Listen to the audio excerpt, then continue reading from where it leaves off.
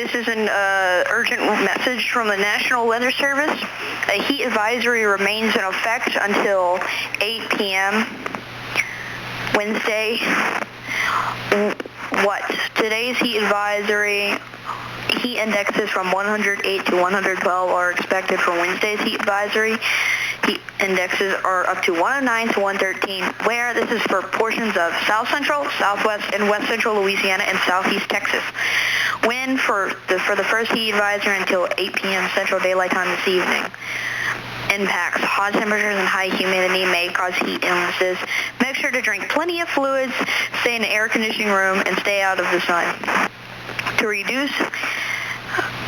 reduce risk during outdoor work, the Occupational Safety and Health Administration recommends scheduling the frequent rest breaks in shaded or air conditioning environments. Anyone overcome by heat should be moved to a cool and shaded location. Heat stroke is an emergency, and make sure to call 911.